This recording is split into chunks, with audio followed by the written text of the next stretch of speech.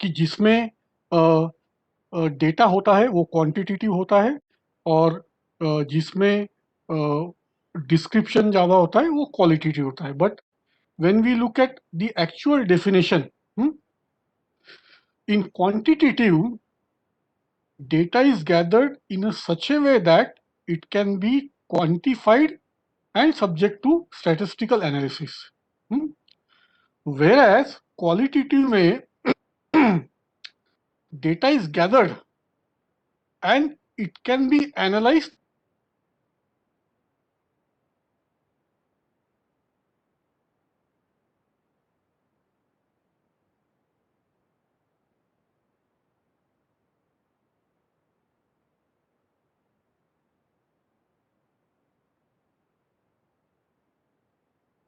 के थ्रू बताया अच्छा है.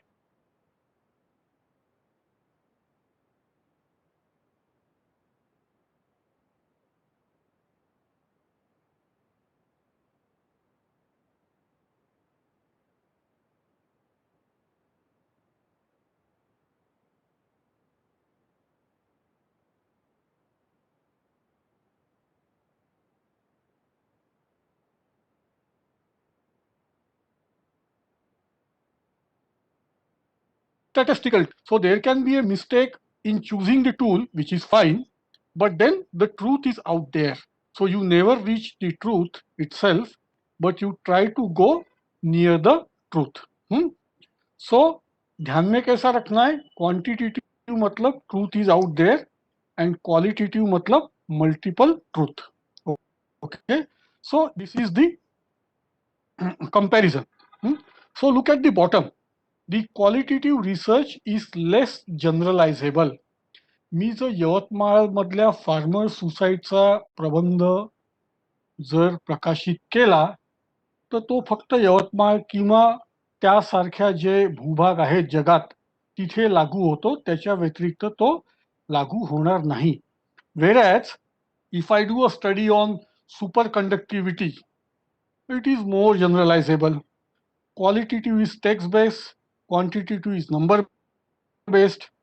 क्वालिटेटिव में आपको प्लानिंग करने में कम वक्त लगता है, बट उसको एनालाइज करने में ज़्यादा टाइम लगता है. क्वांटिटेटिव में उसका एग्जैक्ट अपोजिट है. आपको एक्सपेरिमेंट का प्लानिंग करने में बहुत टाइम लगेगा, एल्गोरिदम लिखने में बहुत टाइम लगेगा, बट एनालिसिस उसका बहुत आसान हो जाएगा. राइट. क्वालिटेटिव ये इनडेप्थ किया जाता है, क्वांटिटेटिव में डेप्थ कम रखी जाती है क्योंकि ब्रेथ ज़्यादा होती है. Right. So basic Typically, the qualitative method is a primarily inductive process जो theory formulate या hypothesis के लिए की जाती है.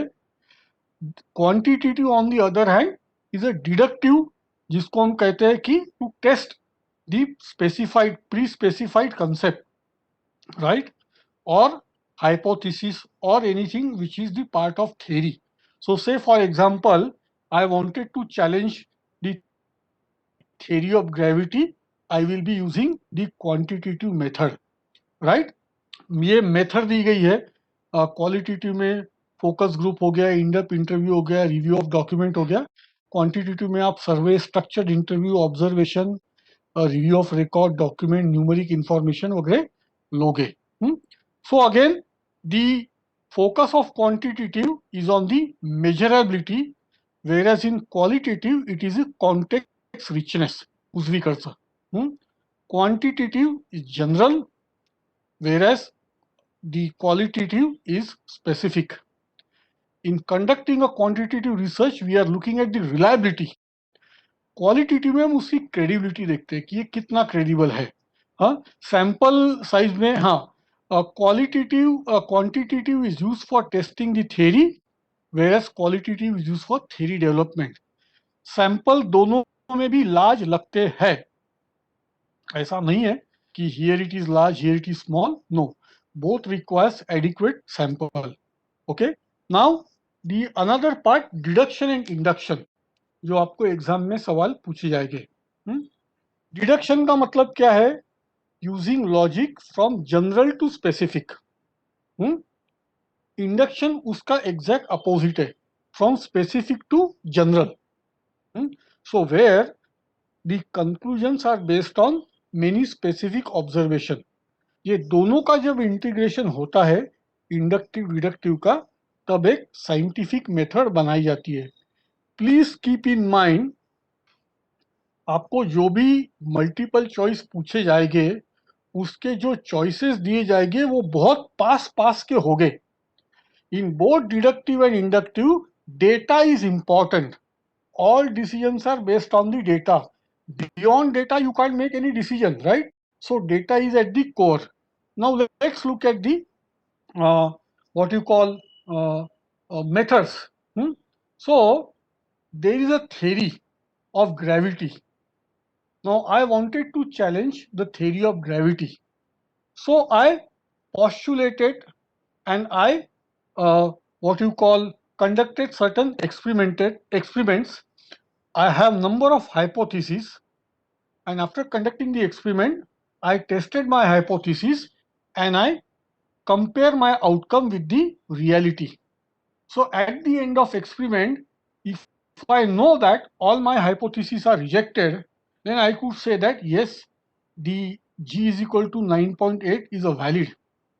But if by mistake some of the hypotheses are accepted, then I will raise a question mark on the value of G, which will be a challenge to the theory of gravity.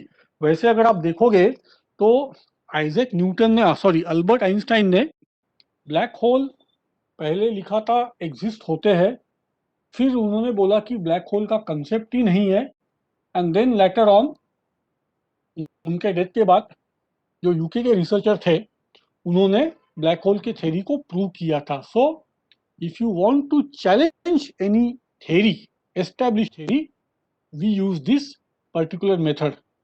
अगर आपको theory develop करनी है, say for example, you come to know that कि butterfly या honey bee ये धीरे धीरे कम होते जा रहे हैं. सो you start with the observation,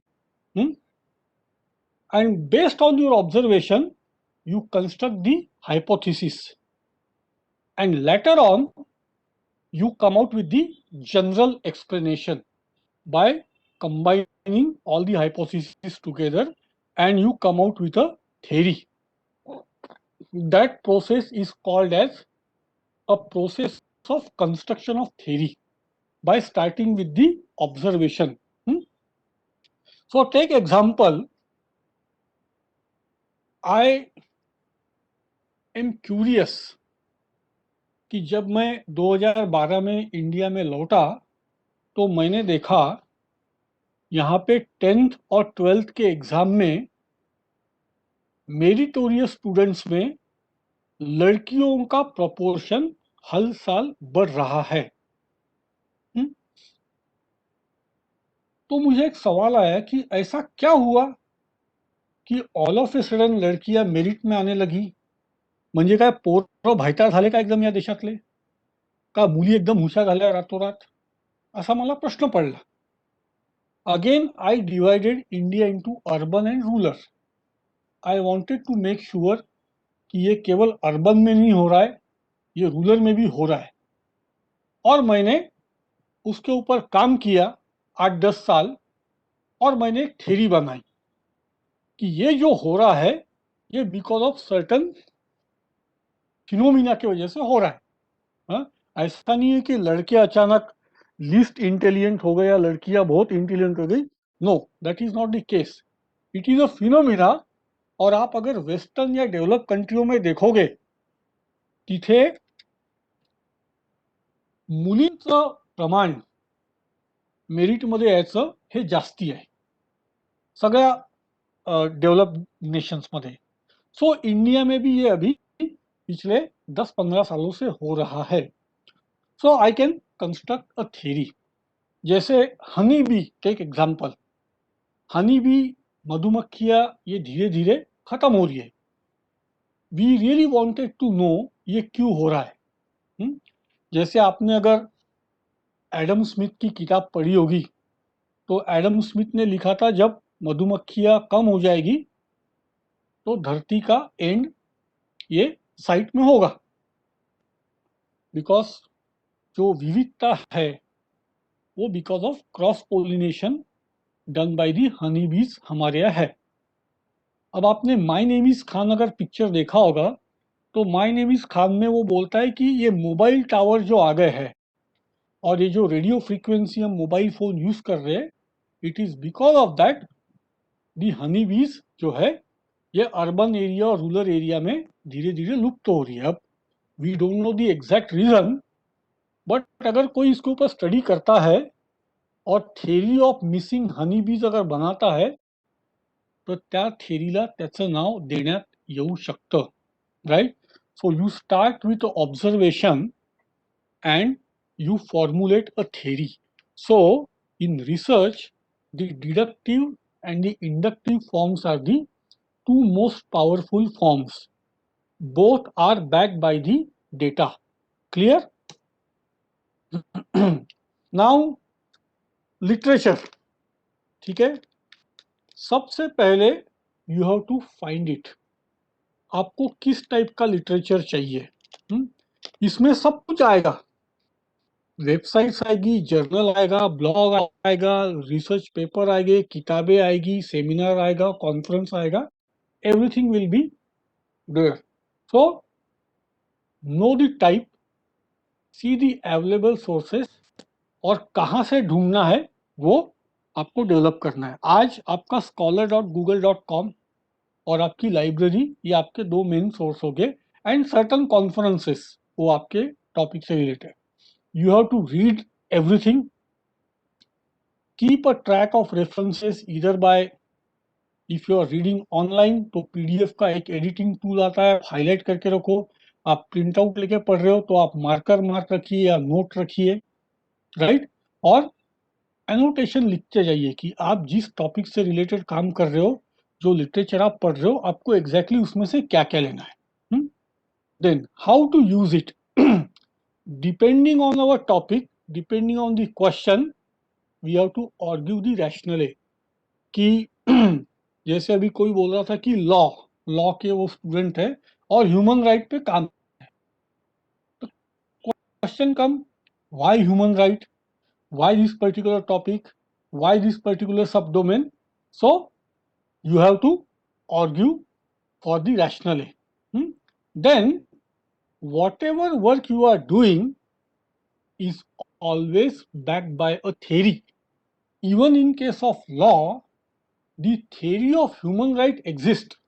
Somebody must have come out with a framework to define what is human right, and then later on that definition must have been broadened, right? So हमारा search, हमारा literature, हमारा research ये पूरा theory based होना चाहिए। And then designing based on my review, how I am going to design my research method, right? Then while reviewing it, कि आप क्यों रिव्यू कर रहे हो। मैं कई बार कैंडिडेट को पूछता हूँ की बाबा लिटरेचर रिव्यू का करतात, मला कधी सॅटिस्फॅक्टरी उत्तर मिळत नाही। First and foremost we do the literature review to find out the definition, to find out the method, find out the rationale, find out the contradictory point of view, and find out the academic progress of that particular or the literature topic, academic literature progress of that particular topic. Then ensuring the adequate coverage. आप जो भी topic ले रहे हो वो topic से related जितना भी लिटरेचर आपको मिलेगा, you have to read that much.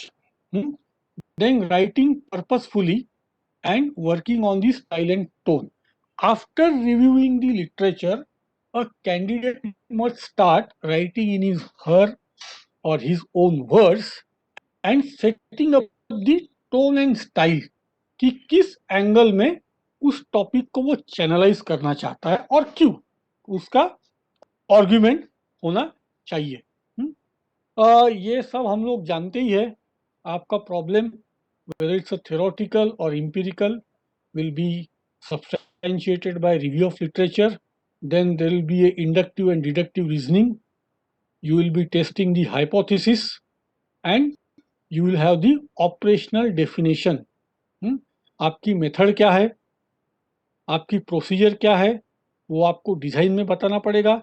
आप क्या मेजर करोगे, किन से मेजर करोगे, वो आपको मेथड में बताना पड़ेगा. And then of course data collection and finding. तो यहाँ पे whichever method you are going to select, it should be designed appropriately. वो डिजाइन जब मैं देखूंगा तो वो डिजाइन से मुझे प्रोसीजर, पार्टिसिपेंट और मेजरमेंट तुरंत पता चलने चाहिए. मुझे मालूम नहीं नागपुर या कोई यूनिवर्सिटी में मैंडेटरी है क्या, बट कई यूनिवर्सिटी में चैप्टर 3 जो होता है रिसर्च मेथड का मैंडेटरी होता है. वहां पे आपको ये डालना पड़ता है along with the theoretical framework, जो मैंडेटरी नहीं होता है. तो आप अगर मेथड सही से डिजाइन करोगे तो आपका थीसिस रिव्यू करने वाले को पता चलेगा कि आप क्या मेजर कर रहे हो और आपके पार्टिसिपेंट कौन है. Similarly, you as a researcher will have least chances of shifting away from your focus. कई बार क्या होता है, सिनॉप्सिस में कुछ होता है और थीसिस में कुछ और हो जाता है, तो डिस्क्रिपेंसी आती है. अभी कुछ यूनिवर्सिटीज ऐसी है जहाँ पे मैं जाता हूँ, वहाँ पे मैंडेटरी किया गया है कि आपके थीसिस के पीछे आपका सिनॉप्सिस लगेगा, ताकि वो कमिटी वाले देखेंगे आपने सिनॉप्सिस में जो लिखा है वैसा ही काम किया है या नहीं, या उसमें डेविएशन है या नहीं. नागपुर का मुझे मालूम नहीं, अगर वैसा होता है तो kindly make sure you do not deviate from the synopsis, because synopsis is approved by the RRC and that is the area where you have to work. हाँ, आपका 5-10 ऊपर नीचे होगा, बट आपको सब्सटेंशियल डेविएशन नहीं लेना है, क्योंकि अगर आप लेते हो तो अनइथिकल हो जाएगा. अब आपका सिनॉप्सिस हो गया है, पर आगे चल के आप अगर रिसर्च करोगे तो सबसे पहले आपको सवाल पूछने हैं कि आपने ये टॉपिक क्यों चूज किया, ये टॉपिक में प्री एक्सप्लोर्ड एरिया क्या थे, मेरा प्रॉब्लम एरिया क्या होगा, मेरा स्टडी होने के बाद कौन से नए एरिया ओपन अप हो जाएंगे, मैंने प्रीवियस रिसर्च स्टडी किया है क्या, और उसी के बाद मैंने मेरा टाइटल बनाया है क्या, और मैं अपना रिसर्च का डिज़ाइन कैसे करूँगा, और मेरा लिटरेचर में कॉन्ट्रीब्युशन क्या होगा. आता अमेरिका आणि युरोपमध्ये जेव्हा PhD दिली जाते तर टिपिकली कॅन्डिडेटला 1 वर्ष फक्त अभ्यास करावा लागतो आणि एका वर्षात त्याला या सगळ्या प्रश्नांची उत्तरं द्यावी लागतात आणि मग तो सिनॉप्सिस लिहितो आणि मग तो अप्रूव्ह होतो. तर त्यांना 1 वर्षाचा वेळ दिला जातो, प्लस त्यांना शिकवावं लागतं. ॲज ए डॉक्टरल स्टुडंट त्यांना फेलोशिप वगैरे मिळते, थोडं शिकवावंही लागतं, राइट. सो कोई भी टॉपिक पे आप जब आगे रिसर्च करोगे या पोस्ट डॉक करोगे, these are some of the relevant question you must ask yourself. Then, what are the keywords in your synopsis, your aim, in your objective and hypothesis? We must note down all those keywords. Now, जितने keyword है, एक keyword के लिए आपको 20 paper download करने हैं. हे करावं लागतं बरं का, मी स्वतः एक केलंय, और आपको वो पढ़ना पड़ेगा, अभी भी पढ़ना पड़ेगा, चाहे आपका थीसिस कंप्लीशन पे आए या जो भी होगा आपके थीसिस का स्टेटस. और every 1 keyword 20 research paper download करके आपको पढ़ना है, और रिलीवेंट टाइम फ्रेम के ही आपको पेपर लेने हैं. मतलब I would say no earlier than 2000. हाँ, आप हिस्टोरिकल डेफिनेशन या कोई सिग्निफिकेंट कंट्रीब्यूशन है वो दे सकते 20th सेंचुरी का, बट अभी जितना भी आपका टाइमलाइन होगा वो 21st सेंचुरी का ही होगा। और साइंस में तो उसको और 2-3 साल पे ही रखा जाता है, बाकी इसमें आपको लिनियन्सी दी जाती है। जसं मी आधी तुम्हाला सांगितलं, title of your thesis is equal to M is equal to objective is equal to statement of problem. So the research question and hypothesis, इसमें लिंकेज है। अब कई बार बेचारा कैंडिडेट क्या करता है ना, वो अपने मन से हाइपोथेसिस लिख देता है। अब उसमें कैंडिडेट का फॉल्ट नहीं है, त्याला कोणतरी गाईड करणारी व्यक्ती असावी असं मला वाटतं। हं? जाऊ दे। प्रॉब्लम स्टेटमेंट डिटेल में होना चाहिए। आपका जो इशू आप स्टडी करने वाले हैं उसका रिफाइनमेंट और डिस्क्रिप्शन उसके साथ जोड़ना चाहिए। The more focus your problem statement it is, the better for you to work with the focus. And of course, your research should take the literature forward. Taking literature forward का मतलब ये है कि आगे चल के आपको अगर कोई साइट कर रहा है, साइटेशन में आपका नाम आ रहा है, तो इसका मतलब आप लिटरेचर को आगे लेके जा रहे हो, क्योंकि that is a process, citation, right. आप रिसर्च करते समय आपको फैक्ट, फिगर, स्टैटिस्टिक्स लगेगी, आपको जनरल ओवरव्यू ऑफ टॉपिक देना पड़ेगा चैप्टर 1 में 2-3 पेज का। आपकी इंफॉर्मेशन कितनी करंट रखना है, आपको कितने डेप्थ में आपका रिसर्च लेके जाना है, और आपको कंफ्लिक्टिंग पॉइंट ऑफ व्यू रखना है कि नहीं, राइट।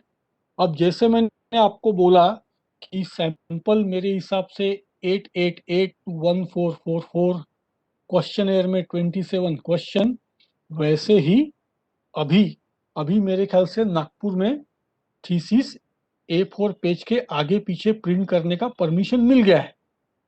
तो इसका मतलब आपका टोटल थीसिस 150 पन्ने से बड़ा नहीं होना चाहिए। 150 में आपका एनेक्चर भी आ गया, बिब्लियोग्राफी भी आ गया, सब कुछ आ गया, म्हणजे 300 पानं एका बाजूला प्रिंट केलेले। एक बार एक लेडी आई थी वाइवा के लिए, फाइनेंस की थी, संडे के दिन आई थी ऊपर से। संडे के दिन उसका थीसिस था 1640 पन्ने का, 1668 पन्ने का थीसिस। ठीक है, उसने चालू किया उसका वाइवा के दिन प्रेजेंटेशन देना। उसके पीपीटी में कितनी स्लाइड थी? 900। तो मैंने बोला मॅडम एक काम करा, म्हटलं आम्हाला गाद्या, सतरंजा, चादरी गिदरी आणून द्या, आम्ही इथे झोपतो, तुम्ही चालू द्या तुमच्या 900 स्लाइड। एका मिनिटाचा एक एक स्लाइड म्हणजे 900 मिनिटं आहे ना, 60 मिनिटाचा एक तास, म्हणजे तुम्ही डिवाइड करा किती मिनिट किती तास होतील। म्हटलं बाद में उनको डाटा, उसका काम अच्छा था, ये नहीं काम बुरा नहीं था। कई बार स्टूडेंट को लगता है जितने पन्ने वो थीसिस में डालेगा उतना वो होशियार, ये सरासर गलत है, उसका अपोजिट इफेक्ट आता है। हाँ, अगर आपका टॉपिक डिमांड करता है तो आप कीजिए, मैं ये नहीं बोल रहा, पर आप अननेसेसरी। एक बार एक कैंडिडेट थी भोपाल की, उसके बिब्लियोग्राफी में कितने पन्ने थे? 33। हाँ, मैंने वो लड़की को पूछा, ईमानदारी से बता, बोला इसमें से कितने किताबें तुमने पढ़ी है? बोला 33 पन्ने का बिब्लियोग्राफी, एक पन्ने पे आते लगभग 28 से 30 या 25 पकड़ लो, 750 800, इतना रेफर किया आपने, एवढे हुशार आहात तुम्ही? तर हे दुसऱ्यांना खोटं बनवायची प्रक्रिया करू नका।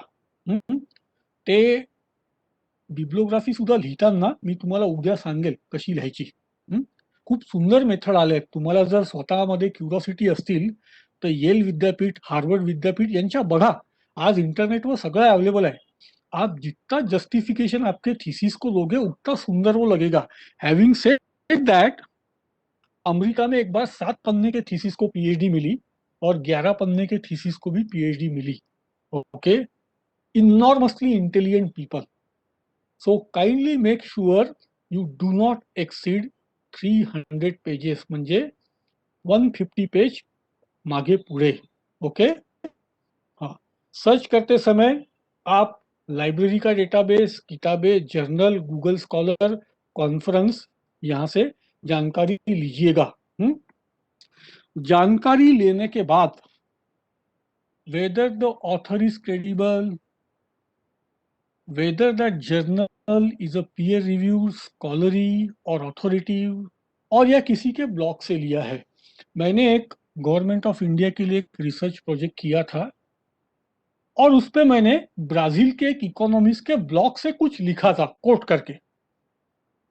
तो इसका जब रिव्यू हुआ तो मेरे को वो गवर्नमेंट के जो भी साहब थे उन्होंने बोला, is he authority on this? मैंने कहा no. Why did you quote him? I said I like his point of view. He said no, that is incorrect. बरोबर होतं त्यांचं म्हणणं। एखादी व्यक्ती जो ऑथॉरिटी असेल त्याच्यावर तर त्यांच्याकडनंच घ्या। उगाच तुकाराम गंगाखेडकरनी म्हटलंय म्हणून लिहिणं हे बरोबर नाही। आत्ताची तुम्हाला गंमत माहिती आहे ना, हा रामदेव बाबा यांनी याच्या कोरोनिलवर लिहिलंय WHO अप्रूव्ड, आणि WHO वाले म्हणे हमने इसको अप्रूवल दिया ही नाही आहे। तर ते मिसलिडिंग होऊ शकतं। त्याच्यामुळे जे ऑथॉरिटी आहेत, ज्या ज्या विषयातले तज्ञ, त्यांना साईट करा रे बाबा। मी हे नाही म्हणत तुम्ही चुकीचं साईट केलं की चूक होतं, there is nothing wrong. The question is how do I maximize the right, how do I maximize the right. So it is a written product of a systematic study of a significant problem. Your product should evidence the originality, critical and independent thinking. मी महाराष्ट्र शासनाच्या शिक्षेच्या नीतीवर किंवा धोरणावर थोडं बहुत काम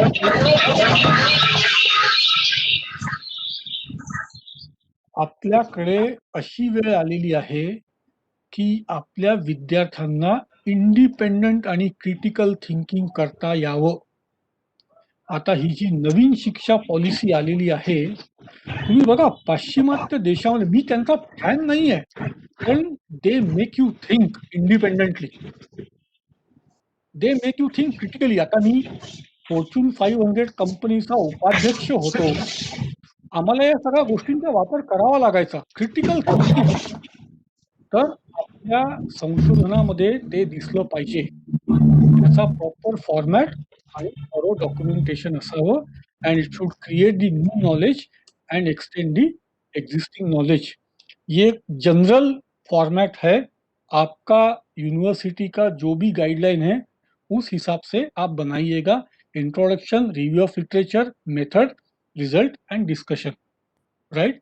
More or less it is. So, in conclusion, understanding the basic research and its process is the important step towards selecting the appropriate research method. Information is the key, whether it is a primary or secondary. So, we have to be cautious about the information.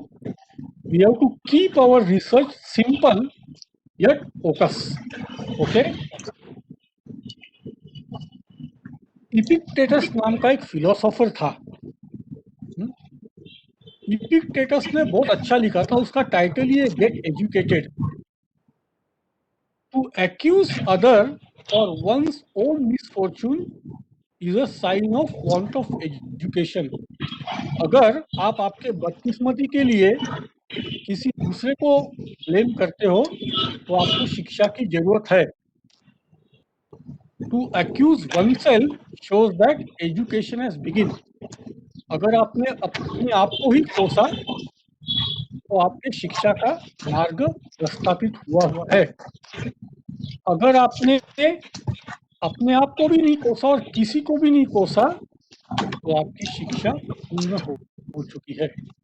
माझं हे अत्यंत आवडतं coat आहे आणि आज मी सकाळी मुद्दाम टाकलं याच्यामध्ये. मी माझ्या बाकीच्या ट्रेनिंगमध्ये टाकतो. त्याच्यामुळे don't blame yourself, don't blame other, just work hard and get it done. Albert Einstein ने बोला था, a person never made a mistake, never tried anything new. चुका करा. माझ्याकडनं सुद्धा खूप चुका होतात. पण चुका रिपीट नका करू आणि त्या चुकातून शिका आणि पुढे जा. राइट? तो ये हो गया अपना पहला सेशन. आता वाजले 12:48. आता मी एक काम करतो, मी तुम्हाला थेरॉटिकल आणि कन्सेप्च्युअल फ्रेमवर्क सांगतो आणि मग आपण 10 मिनिटाचा Q&A घेऊ नंतर. ठीक आहे? नाहीतर आता काय होईल, आता जर मी तुम्हाला प्रश्न विचारायला दिले ना, तर मग ती वेळ संपून जाईल आणि मग ते होणार नाही. सो लेट मी ओपन दी नेक्स्ट फाइल.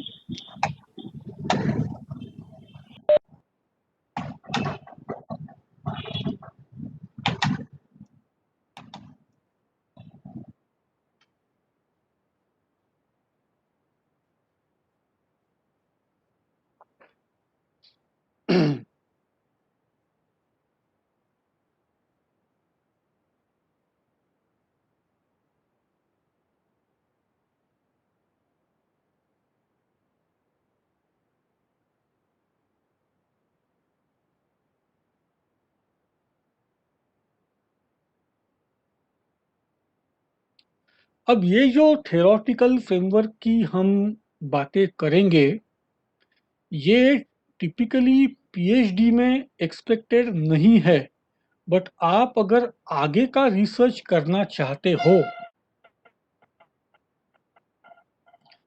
जिसको हम रिसर्च कहते हैं, तो framework is a mandatory.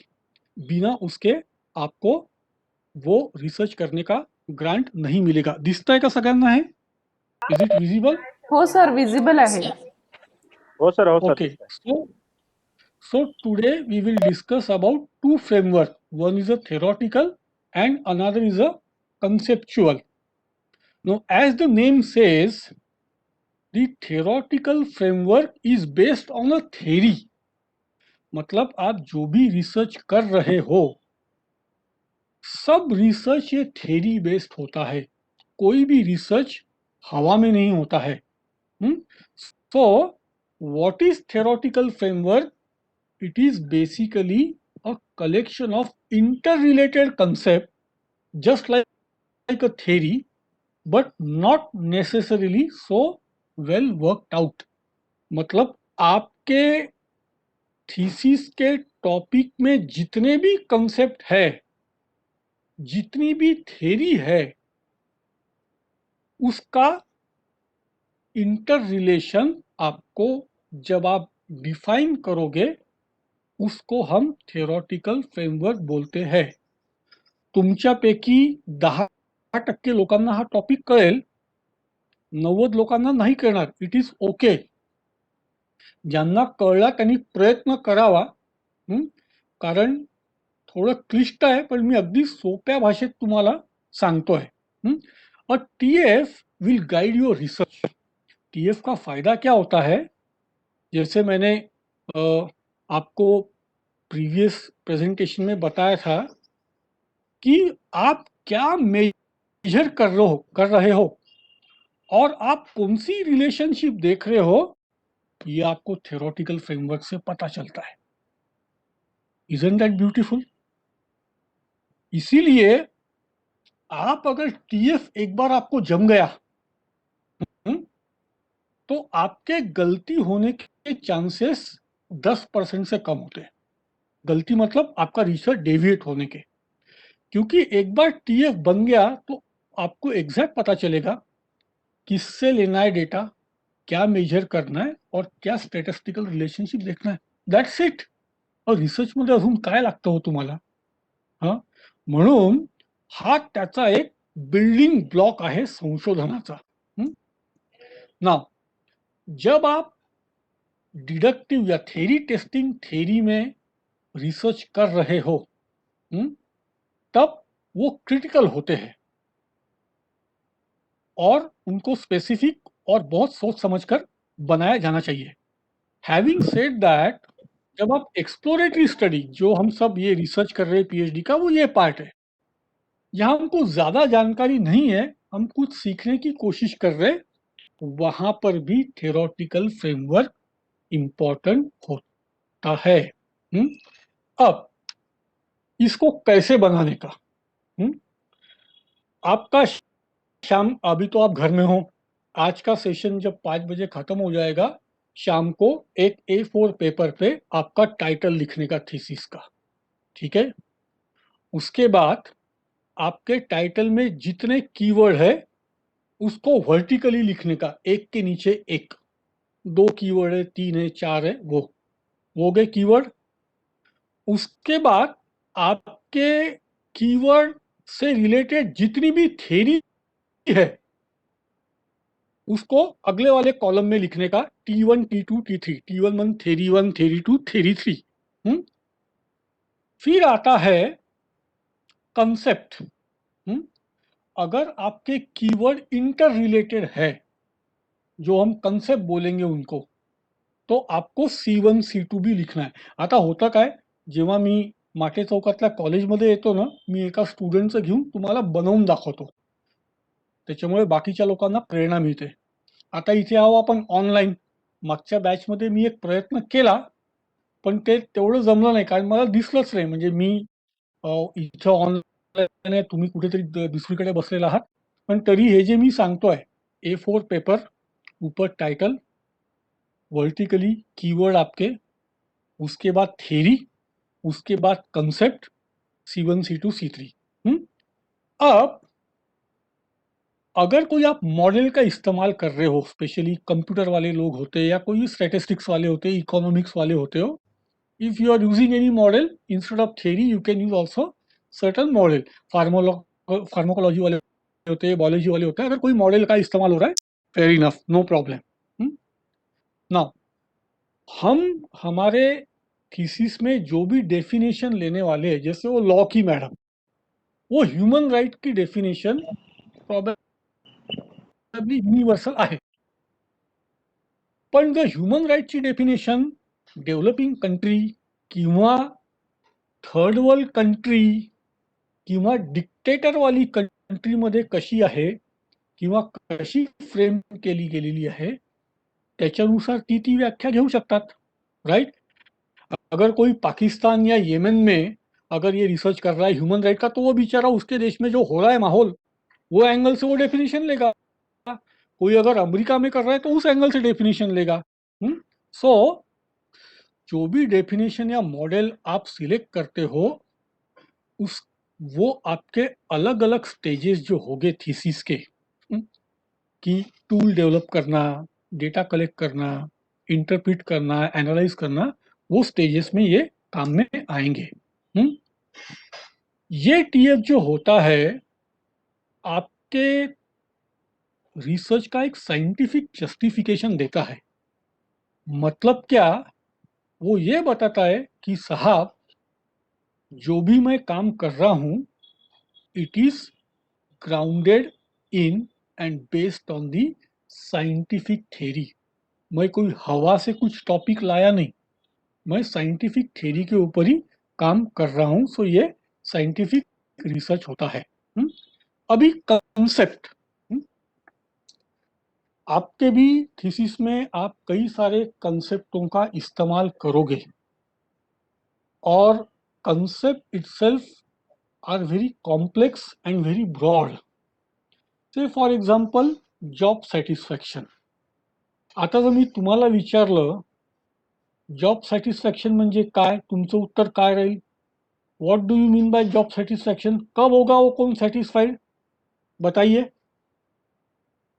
When a person will be satisfied in his or her job, कब, सांगा.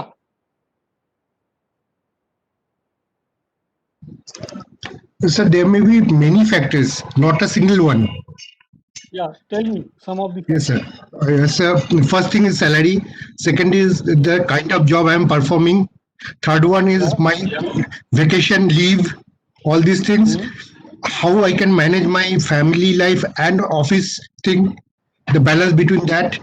All these will include. There are many other things which I'll consider as factor for job satisfaction. Absolutely correct. So at least there are 30 to 40 variable Yes, जैसे sir. इन्होंने बताया, ये सही है, society में respect मिल रहा है, पीए Yes, का sir. रिस्पेक्ट मिल रहा है, बैंक वाला लोन दे रहा है, राइट, स्ट्रेस कम है. सो for the reason I am asking you this, because for every concept there are multiple variable. तो हमारे मैनेजमेंट के बच्चे क्या करते हैं, क्या लेते एक तक कळत नाही. अबे जॉब सेटिस्फेक्शन में 40 वेरिएबल है, तू कौन से वेरिएबल पे काम कर रहा है ये बता मेरे को. तू 4 वेरिएबल ले और उसको मेजर कर.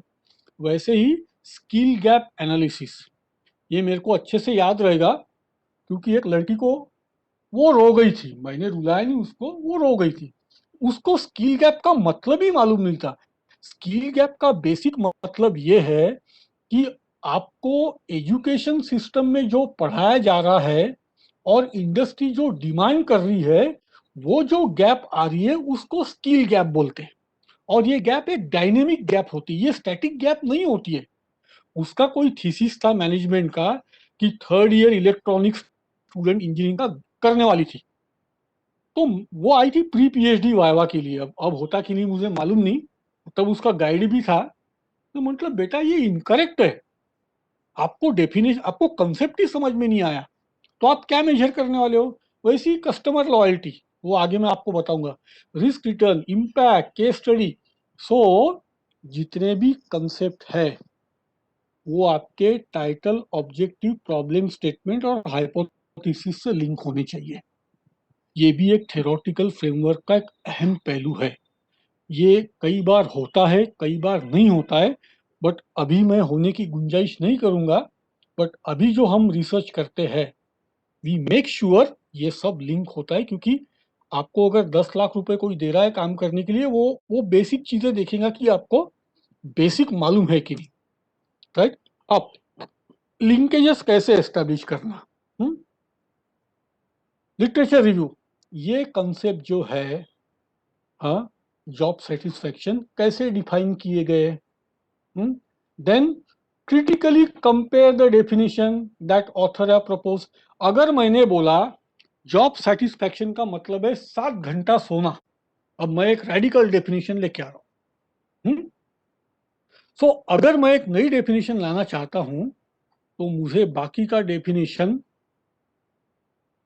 जो लोगों ने प्रपोज किया है उसको मेरे डेफिनेशन से कंपेयर करना पड़ेगा. और अगर मैं नई डेफिनेशन नहीं बनाना चाहता हूं, I will select the best definition. जो ह्यूमन राइट की हम बात कर रहे थे, वो best definition I will take. और इसके बावजूद अगर कहीं लिंकेज होगा, नोटेबल लिंकेज ये कंसेप्ट के बीच में होगा, वो भी मुझे इंडिकेट करना है. तो अभी क्या हो गया, A4 paper, title, keyword, theory, concept. अब कंसेप्ट का linkages, whether C1 is linked to C3, C2 linked to C4, even theory भी T1 linked to T3, but I don't expect you to link theory. I want you to have interlinkages of concept.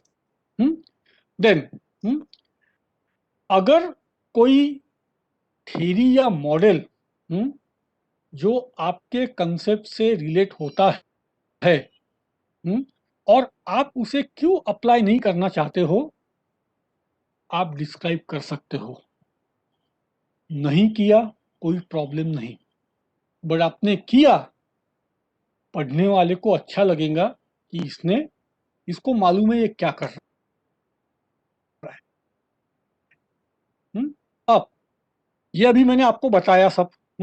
इसको जो है आप A4 page पे लिख सकते हो या ग्राफिकली दिखा सकते हो. आप मुझे पूछोगे तो मेरा काम होता है मैं ग्राफिकली दिखाता हूँ. Flow chart, block diagram, arrow and annotation, और नीचे लिखता हूँ सोर्स ऑथर। वो मेरा डिफाइंड थेरोटिकल फ्रेमवर्क होता है. थेरोटिकल फ्रेमवर्क लिहिणं म्हणजे मी तुम्हाला सांगतो, आमची जी दुसरी किंवा तिसरी बॅच होती ना प्री PhD ची, हे मला वाटतं 2018ला सुरू झालंय. त्याच्यामध्ये काही मुली आल्या होत्या. मॅक्सिमम मुलींची बॅच होती ती, दूसरी किंवा तीसरी असेल. अगले दिन सबने थेरोटिकल फ्रेमवर्क बना के लाया. I was shocked.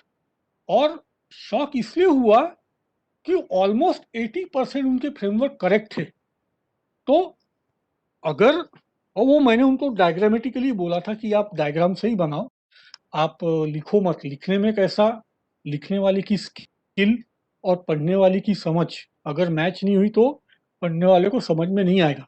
तो आप ट्राई कीजिए. आप मुझे ईमेल पे भेजिए, मैं उसको चेक करके चेंजेस होंगे तो वो बता सकूंगा. बट कीजिए. I expect 5% people to do that. अभी मैं आपको सैंपल थेरोटिकल फ्रेमवर्क बताता हूँ, जो ग्राफिकली दिया गया. टोमासेन जो था, उसका कस्टमर सेटिस्फैक्शन का मॉडल उसने बनाया. अब सेटिस्फाइड कस्टमर मतलब क्या? तो just like job satisfaction 30-40 variable आते हैं. तो टोमासिन ने क्या किया, उसने 4 प्रियम्बल लिए उसके. Word of mouth. अगर मैं जबलपुर रोड पे, मुझे पता चला एक अच्छा ढाबा है, मैंने किसी और को बताया, वो वहां चला गया. Personal need. मुझे इसी टाइप का खाना अच्छा लगता है, मुझे इसी टाइप का पान लगता है, इसी टाइप का हेयर कट लगता है, मैं वहां जाऊंगा. Past experience. मैं एक बार वहां खाना खा चुका हूं, मुझे अच्छा लगा, मैं वहीं जाऊंगा. And then marketing and public relation. इसका बहुत ऐड आता है और मैंने उसको ट्राई किया and I am satisfied. So he took this 4. Then for customer satisfaction he said value proposition is important. Value proposition मतलब आपके नीड और एक्सपेक्टेशन ये मैच होना चाहिए, both in terms of quality और पैसा आणि तुमचा अनुभव. सो he used need, expectation and experiences, and with these 4 upper variable he tracked them on a weekly basis to determine the customer satisfaction. यहाँ पे अगर कोई मैनेजमेंट का बैठा हुआ है या कॉमर्स का बैठा हुआ है और वो कस्टमर सेटिस्फैक्शन पे काम करने वाला है या कर रहा है, ध्यान में रखो, दिस थिंग कॅन बी क्वांटिफाईड. तुम्ही पाय चार्ट आणि बार चार्ट मध्ये सांगू नाही शकत.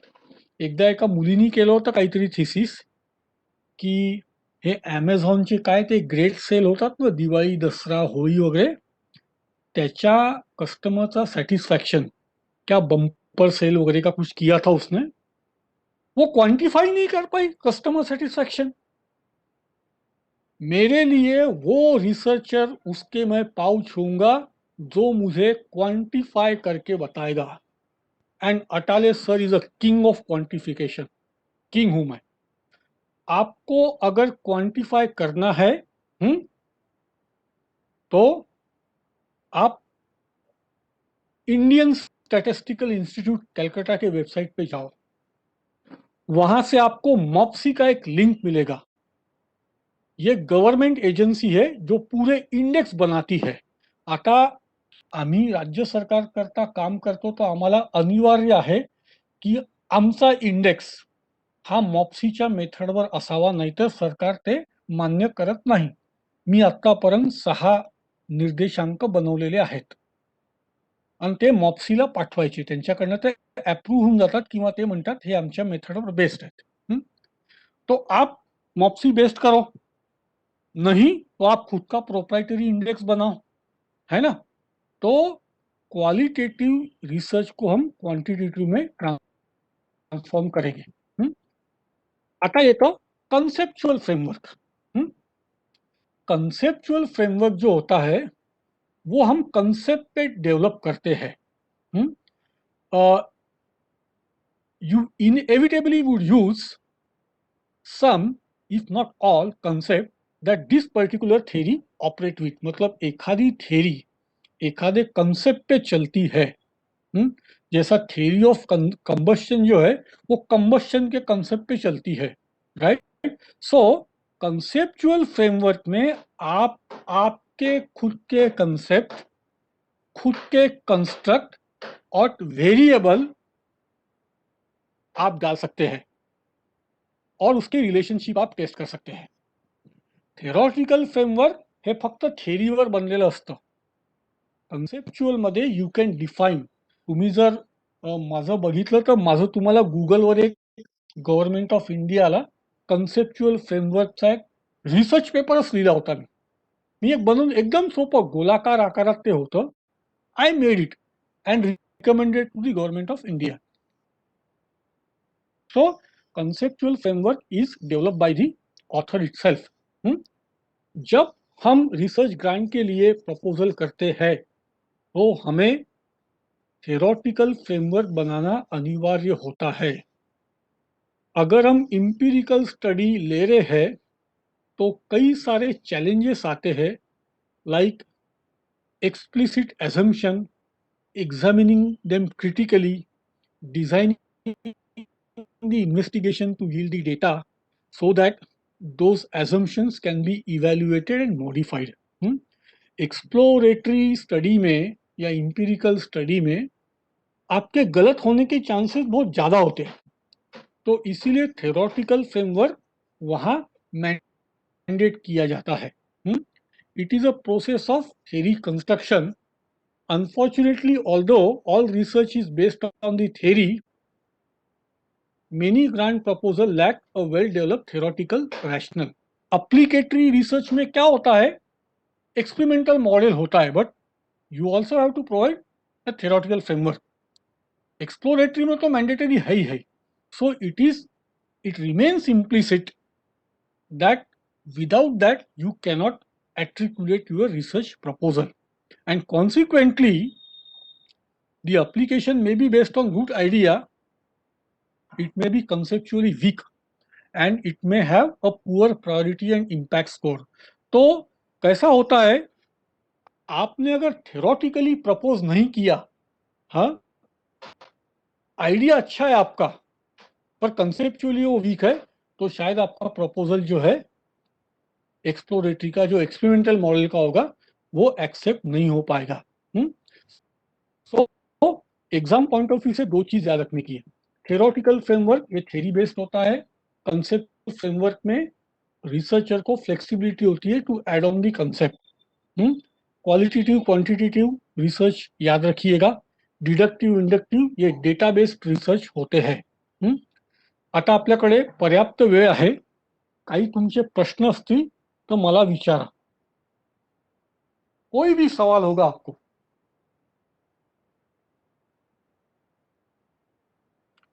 और बेझिझक होके पूछिए.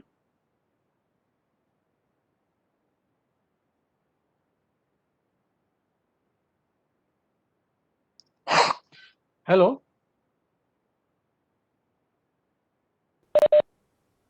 हेलो, आवाज आ रही है मेरी आपको? हाँ सर, ये सर किसी को कुछ डिफिकल्टी होगी हाँ. तो पूछ लीजिए. पूछिए पूछिए, अपने पास टाइम है, पूछिए पूछिए. Sir, I wanted to ask you maybe it is a very silly question, but I just want to ask you the difference between the theoretical framework and conceptual framework. I didn't understand that thing properly. Could you please explain this thing again?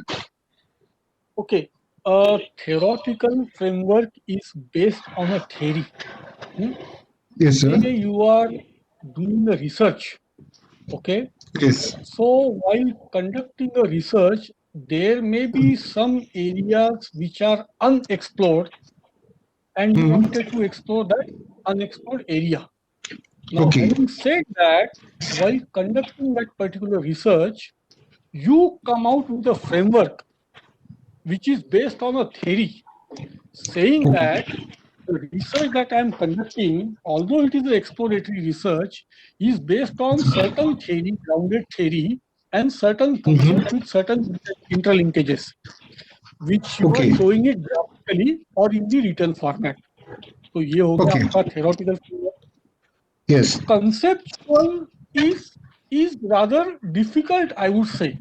Difficult in the sense that it is a derivative of theoretical framework. मतलब after Okay. completing your study, so you find some other concepts, hmm, Okay. and you wanted to make certain recommendation, then you come out with a conceptual framework.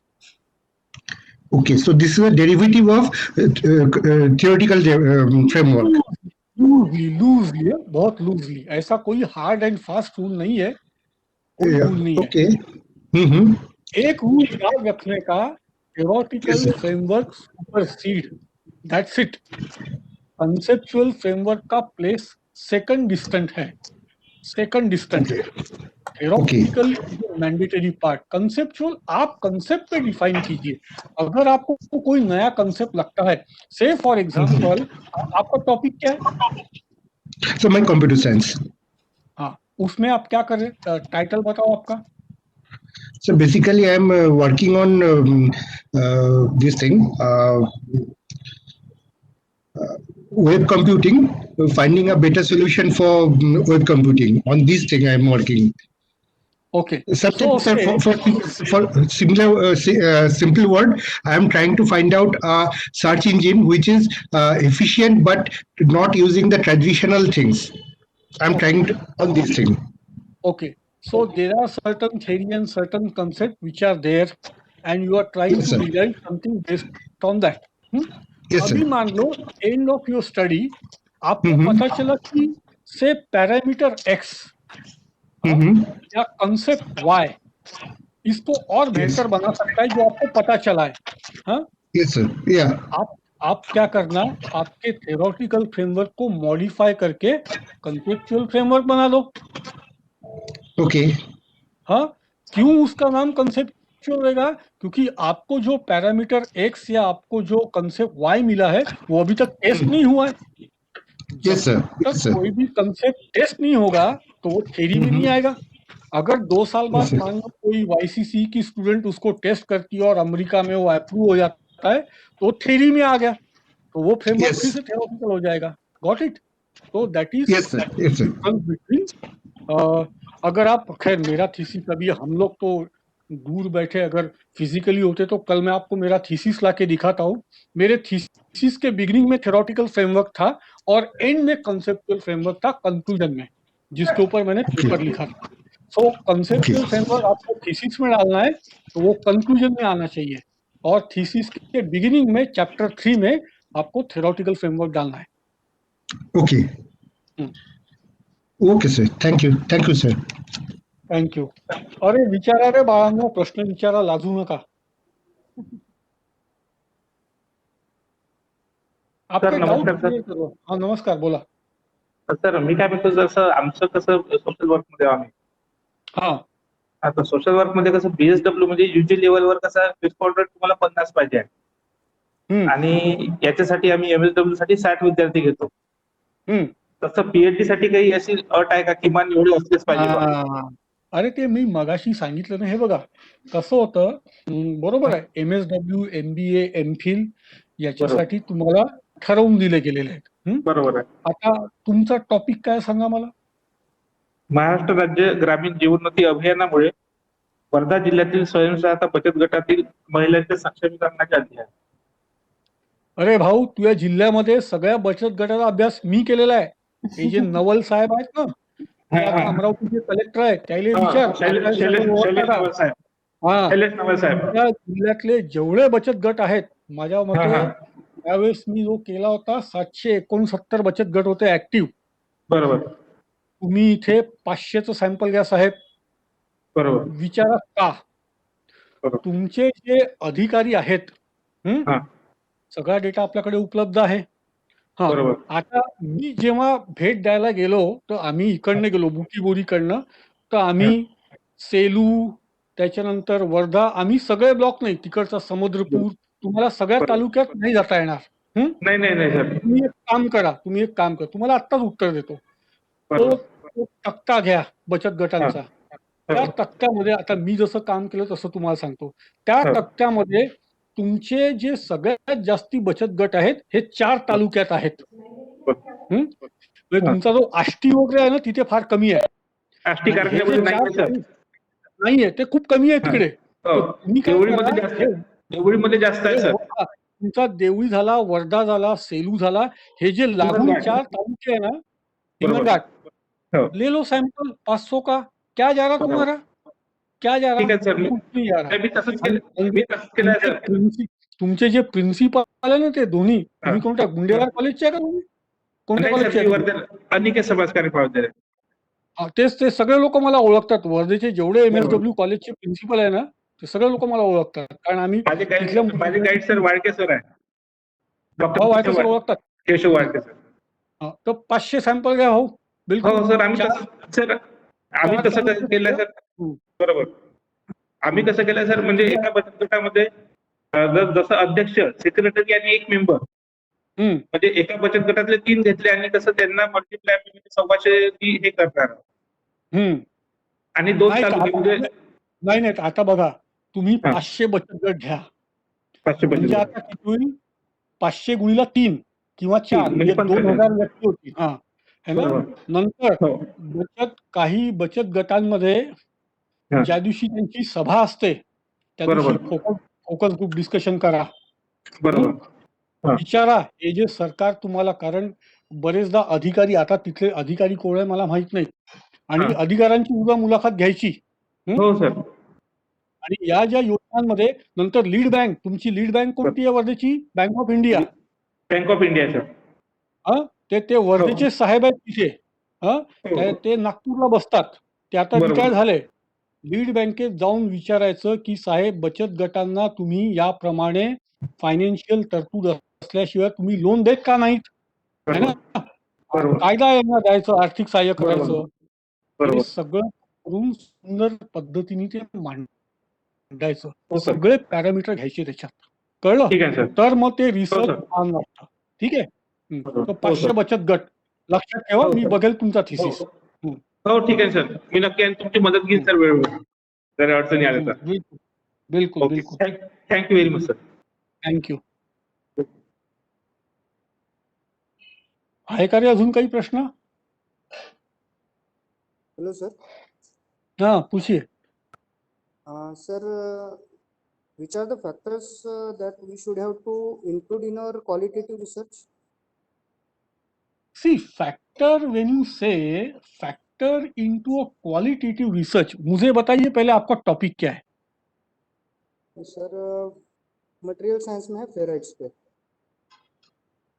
तो आप science stream के हो, right? हाँ science. तो आप ferrite पे exactly क्या कर रहे हो? प्रॉपर्टीज है कुछ, उसकी स्टडी करना है मटेरियल सैंपल प्रिपरेशन करने के बाद. हाँ, तो आप एक्सप्लोर कर रहे हो, right? Explore. Ferrites are naturally occurring minerals. Am I correct? Yes sir. Right? They are not compounded or altered their molecular structure into laboratory. No, Say sir. now you are trying to compare certain properties. Right? Now अब आपको ये देखना है कि which property you wanted to compare which others have already compared, and why you think these properties are important from XYZ perspective. उसका application होगा, उसका demand बढ़ेगा, whatever it could be, right?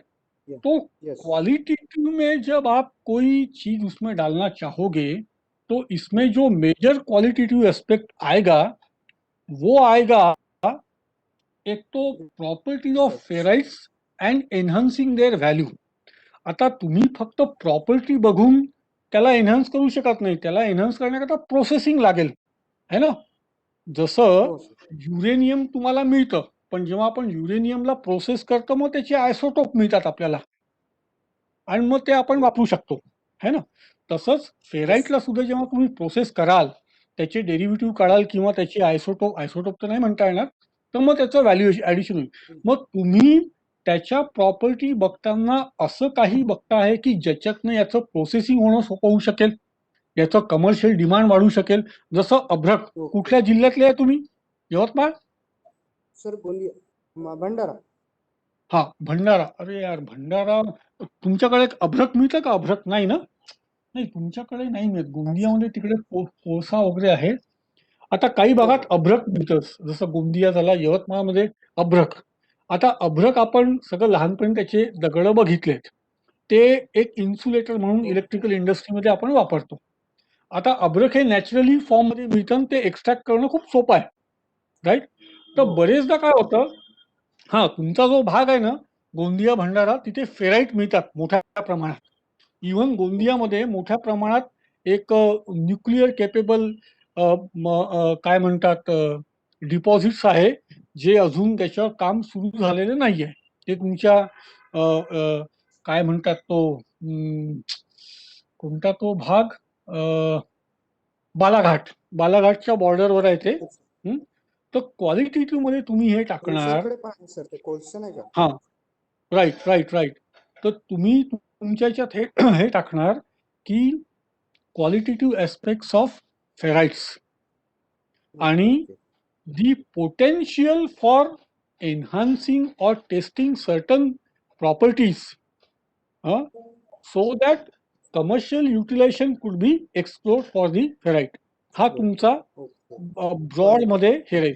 तर याच्यात तुम्हाला काय करायचं आता मी सांगतो. जे फेराइट तुम्ही स्टडी करत आहेत किती प्रकारचे आहेत? 5-6 प्रकारचे आहेत की किती आहेत? काय सर? किती प्रकारचे फेराइट तुम्ही स्टडी करत आहात?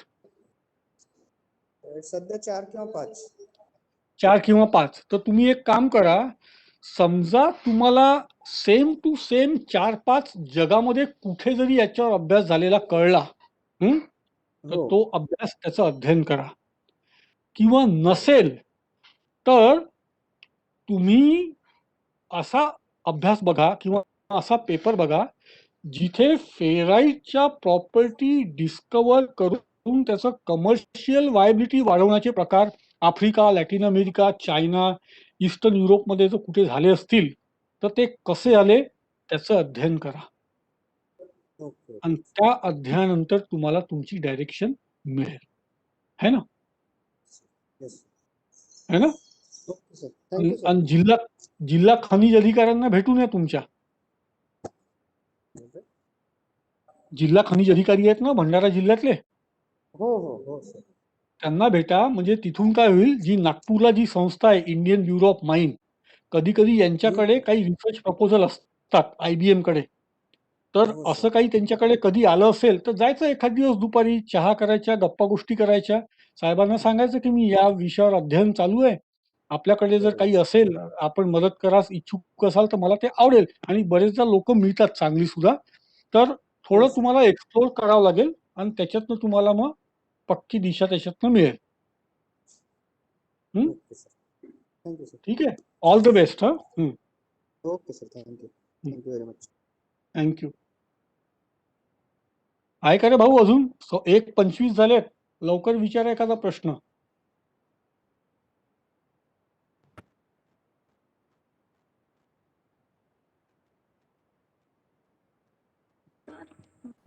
If the population is unknown, what will be the sample size? अरे ऐसा कैसा बोल रहे मैडम आप? Population is unknown. ऐसा क्या है जिसका पॉपुलेशन अननोन है? किस चीज का Child पॉपुलेशन beggars. अननोन है? हाँ? Child beggars. तुम्ही नागपूरचे आहात? हो. नागपूरचे आहात ना? हो. आजचा कोणता वार आहे? बुधवार. उद्या लेबर कमिशनर कडे जा. कोणाकडे? लेबर कमिशनरचं जे ऑफिस आहे ना सिव्हिल लाईन मध्ये, त्यांना म्हणा तुम्ही हा कोणत्या जिल्ह्यासाठी करत आहे अभ्यास? नागपूर सिटी. नागपूर जिल्हा की Nagpur city? Nagpur city. Nagpur city. उद्या साहेबांच्या ऑफिसात जा, म्हणा मला तुम्हाला किती वर्षाचे चाइल्ड लेबर हवेत? 5 to 18 years. हां, त्यांना जा, त्यांना म्हणा माझं असं असं संशोधन चालू आहे, मला हा डेटा देण्यात यावा. त्यांनी जर मना केला तर ताबडतोब माहितीच्या अधिकाराचा फॉर्म भरा, 10 रुपयाचं स्टिकर लावा, तिथल्या तिथे त्यांना द्या. आता चाइल्ड लेबरवर सुद्धा मी वाशिम जिल्ह्यात अभ्यास केलेला आहे. चाइल्ड लेबरची व्याख्या तुम्हाला माहिती आहे काय आहे? माहिती असेल ना? हो. आता होतं काय मॅडम, तुम्हाला आता एक रिअल लाईफ केस सांगतो. म्हणजे आमच्या अभ्यासाच्या वेळेस आम्हाला चाइल्ड लेबर दिसला, तर आम्ही लेबर इन्स्पेक्टरला इन्फॉर्म केलं. तर ते म्हणे तुम्ही दूर उभे राहा म्हणे. हे लोक आलेत. ते एक गॅरेज होतं, गॅरेज. जसा तो लेबर इन्स्पेक्टर तिथे पोहोचला, त्या गॅरेजच्या मालकाने सांगितलं ये मेरा भतीजा आहे. रिअलिटीमध्ये तो राजस्थानमधनं आलेला मुलगा होता, लहान. पण त्या गॅरेजच्या मालकाने म्हटलं मेरा भतीजा आहे. मग त्या लेबर इन्स्पेक्टरने त्याला विचारलं तेरे मामा आहे की ये? हो म्हणे. लेबर इन्स्पेक्टर चालला गेला. म्हणून बाल कामगारांचं स्टॅटिस्टिक महाराष्ट्र राज्यात मिळणं मुश्किल आहे. कळलं? तुमचा जर नातेवाईक असेल आणि तो बाल कामगारात मोडत असेल, पण तो नातेवाईक आहे, तर सरकार म्हणते हा बाल कामगार नाही. तर मी तुम्हाला ही एक विनंती झाली. दुसरी विनंती, आपला माटे चौक माहिती आहे, जिथे अकॅडमिक स्टाफ कॉलेज आहे. तुम्हाला IT पार्क माहिती आहे? हो. IT पार्कच्या गल्लीमध्ये इन्स्टिट्यूट ऑफ लेबर आहे. भारतीय काय कामगार काहीतरी संस्था आहे ती. ती मुंबई आणि नागपूरला आहे. तिथे जा. तिथे तुम्हाला अतुल नौबते हे तिथले संचालक आहेत. त्यांना भेटा. त्यांच्याकडे काही डेटा आहे, कारण ते लेबर रिसर्चवर काम करणारे लोक आहेत. तिथे काही काम मी बघितलेलं आहे, कारण तिथे मी कधी कधी रिसर्च शिकवायला जातो. डेटा, हा जो डेटा आहे ना मॅडम, तुम्ही जे पॉप्युलेशन म्हणताय ना, ते बरोबर आहे, ते मिळणार नाही तुम्हाला. कारण काय होतं, तुम्ही बालकामगार दाखवला की लेबर कमिशनरचा जॉब जातो ना. हो, बालकामगार सगळीकडे आहे, कुठे नाही मला हे सांगा बरं. पण शासनाच्या कागदपत्री नाही आहेत ते. तो तसा कार्यक्रम आहे. तर तुम्हाला तुमचं संशोधन करताना अत्यंत काळजीपूर्वक करावं लागेल बरं का. तुमचे वैयक्तिक व्ह्यू आणि शासनाचे व्ह्यू याच्यामध्ये जमीन आसमानाचा फरक राहणार आहे. तर as far as data is concerned, labor commissioner office पुस्तक काय तुम्हाला 5 वर्षात 30 बाल काम. प्रॉब्लेम येईल ना तुम्हाला. कागदावर तो आहे, पण 5 वर्षापूर्वी तो बाल कामगार होता. आता तो ॲडल्ट झालाय किंवा तो तिथून पळून गेलाय. तर तुमचे जे गाईड आहेत त्यांच्याशी थोडी तुम्ही चर्चा करा. मार्ग काढा त्याच्यातनं काहीतरी. कारण डेटा नसेल तर मग गोंधळच गोंधळ आहे. पण तरी ते जे IT पार्कच्या तिथे ती जी संस्था आहे, त्या संस्थेतून तुम्हाला बऱ्यापैकी मदत होईल. कारण तिथे बालकामगारावर बऱ्यापैकी काम झालंय. त्यांच्या लायब्ररीमध्ये थोडा वेळ घालवा तुम्ही जाऊन, आणि इथे लेबर कमिशनर ऑफिसमधनं काही डेटा घेऊन घ्या. ठीक आहे, मिळून जाईल तुम्हाला डेटा. सर तर मग सॅम्पल साईज काय असेल? म्हणजे 100% तुम्हाला 50 सापडले, 50 भेटायचं. ते काय 5,000 आणि 20,000 नाही आहेत. 100% सॅम्पल घ्यायचं मॅडम. 100% घ्यायचं. तुम्हाला करंट मिळेल, हिस्टॉरिकल तर मिळणार नाही तुम्हाला. तुम्ही हिस्टॉरिकल कुठे बघणार आहोत सॅम्पल? हिस्टॉरिकल तुम्हाला मिळणार नाही. हिस्टॉरिकल डेटा मिळेल तुम्हाला की या वर्षी इतके होते, इतके होते, इतके होते, पण त्यांना तुम्ही भेटणार कसे? तर तुम्हाला 100% सॅम्पल घ्यावं लागेल मॅडम. ठीक आहे? ठीक आहे. सर खूप चला छान तुम्ही आता- डिटेल्स सांगितलं सगळ्यांनाच. हो, आणि आता त्याचा उद्या रिसर्च आपण सोपा झाला. 10:30 भेटू. हो, उद्या आपण भेटू आणि 10:30. उद्या प्रपोजल ग्रांट आणि इथिकल इश्यूवर 1.5 तास चर्चा करू. Okay sir. अजून काही प्रश्न असतील तर उद्याही विचारा. थेरॉटिकल फ्रेमवर्क बनवायचा जर प्रयत्न केला तर बनवा आणि प्रीती मॅडमला द्या किंवा मला ईमेल करा, कसंही करा. आणि ऐकल्याबद्दल धन्यवाद. आपण उद्या थँक्यू भेटू. सर. ठीक आहे? Thank you so much sir. Sir उद्या 10:30 वाजता. Okay. Thank you thank you. Sir. Thank you. हो, 10:30. ठीक. Okay, sir. Okay. Friends, now I'm ending the meeting. We will meet at 2 p.m. for our post lunch sessions. ठीक है? Okay madam. Okay, लगेच 2ला join कराल. मी थोड्या 5 मिनिटांनी मी परत मीटिंग ओपन करते. हे सेव झाल्यानंतर आप लोग लंच कर लीजिए फटाफट. 10 मिनट के बाद अपन मिलते हैं. मतलब 2 बजे सेशन चालू होगा, आप जॉइन करके रखिएगा. ओके.